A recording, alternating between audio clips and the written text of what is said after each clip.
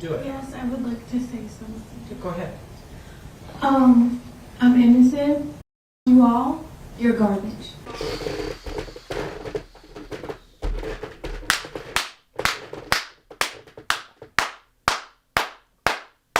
All right. If you aren't aware, Eli Hart is a 6-year-old boy who was in the middle of a complicated custody battle. And in the process of the dad trying to get full custody, the child was returned to his mom. 10 days later, the kid was. Well, court documents show Thaler had only recently gotten her son back. For more than a year, Dakota County Social Services had custody of Eli. But despite even their concerns, including about Thaler's mental health, he was returned to her. Jennifer Hoff is digging into how exactly that happened. Julie, it may boil down to two things here. Officials reported that they didn't have concerns for Eli's physical well-being while in his mother's care, and his father had recently filed for custody. But in order for that to move forward, experts tell us the county case to protect that little boy had to be closed first. Hulissa Thaler is charged with killing her son, Eli Hart, last week, but documents show she'd been filing abuse reports against Eli's father, Tory, since 2016 when she was pregnant. He's never been criminally charged, and Thaler at one point admitted her mental health issues caused her to accuse Hart of things that he doesn't do. I can't even tell you how many times we expressed our concerns, our fears. Hart's fiance says he recently filed for custody of Eli. That was a little over a year after court records show Dakota County took the boy into custody. Documents also show Thaler was hospitalized then and was hearing voices telling her to kill herself. While Eli was in foster care, social workers continued to document red flags about Thaler, including that she stopped seeing her therapist, had unstable housing, and was charged for stealing drugs. Despite that, social services and a court guardian recently recommended a judge give her full custody, which in turn allowed officials to close the protection case and for Eli's father to fight for custody in family court. On May 10th, they returned custody and closed the county case in Dakota County.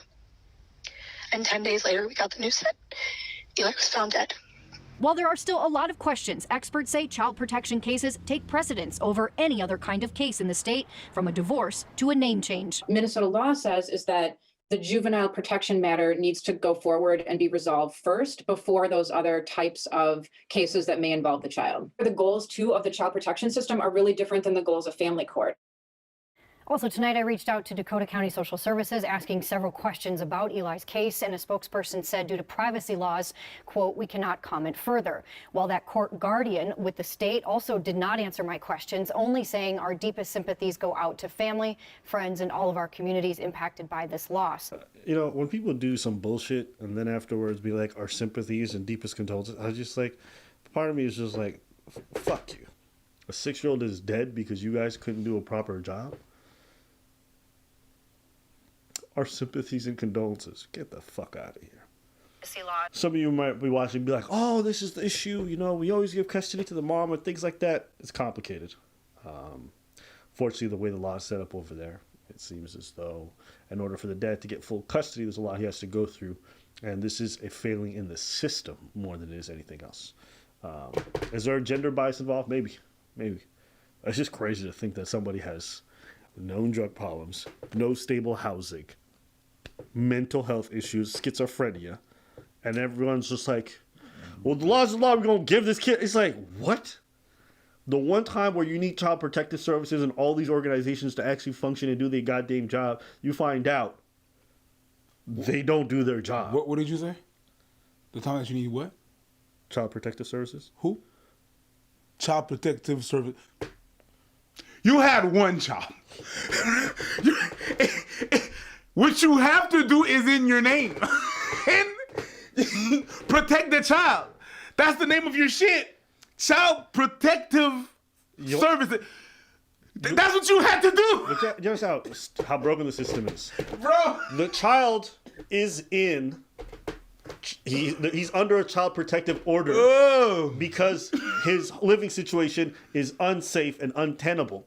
They're looking at the in order for the parent who can provide safety and well-being to the child to be able to get full custody, they have to close the child protective order to send the kid back to the dangerous environment so that the person who can protect them can now file to actually get... You know how crazy that is?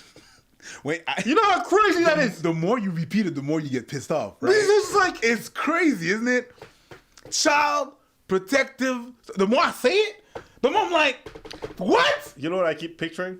What? I keep picturing a kid on a slide, and he's just going wee, and like the child protector push him off the slide, and at the bottom there's just Satan's mouth being like, "Come on home, nigga." Yeah, Just- that's pretty much it. that's the darkness. The first witness to take the stand at trial, Eli Hart's father.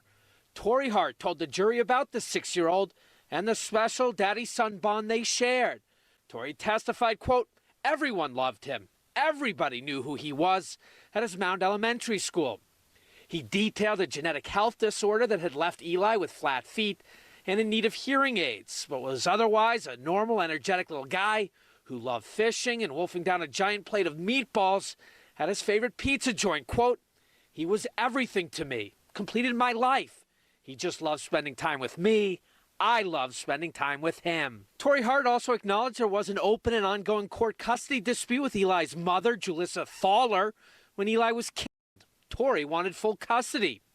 During the prosecution's opening statement, Britta Rapp told the jury of 8 men and 7 women that Thaler killed the boy, shooting him 9 times in close proximity with a 12-gauge shotgun.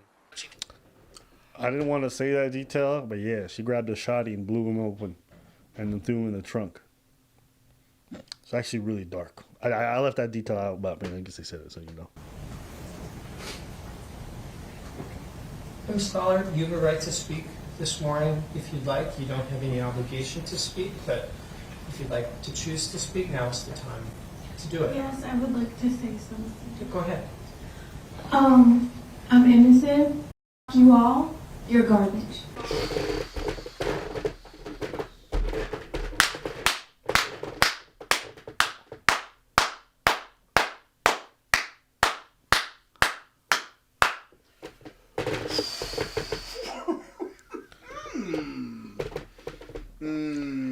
That was shocking.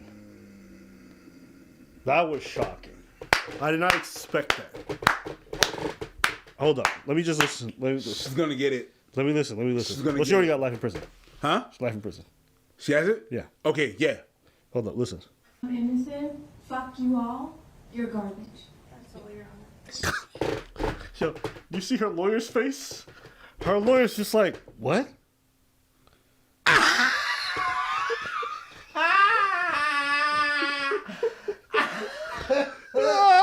She went. Her own lawyer went.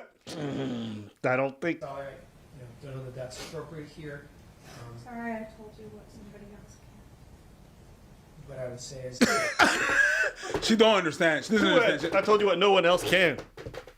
But, okay. As fucked up as this is somebody who appears to be schizophrenic, who's off their meds. But that's crazy.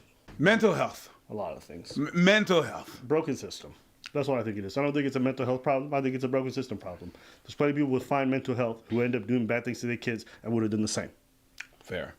So, if you had a proper system that works in place, it would have taken care of the mental health thing. Fair. So, to me, it's a system issue. There's always going to be people with mental health issues. Sure. And if they don't have the help that they need, or the system is in place to protect the child from the person with these mental health issues that they're not treating themselves or whatever it might be, then it's a system problem. That's a system problem. The dad, man. That's the time where you say stuff like, systemically, these things are broken. The dad, man. Shit. So yeah, it's a tragic story, but I just wanted to showcase it because I just thought it was so absurd that a parent with so many red flags can get custody of their child, and it just makes you think like, if this was a dad with these kinds of issues, do you honestly think they would have got custody? Case closed. I don't know. Case closed. I mean, the dads I know who've had to fight for custody for their kids have to have such good records the shit that they have to get prove. full custody. The shit that they have to prove. And I understand why there's a bias towards the moms. Like, I understand it to some degree. But when you see a case like this with so many red flags, the system doesn't account for that part. I'm like, I don't know. That's just crazy to me. That's crazy. And the people working at child services who let this kid go, they're complicit in this. You essentially took a kid, put it into a car with a drunk driver who's high off everything possible, and then watched them burn and die. And don't think, like, that blood ain't on your hands? Maybe, you know what? Let me take that back.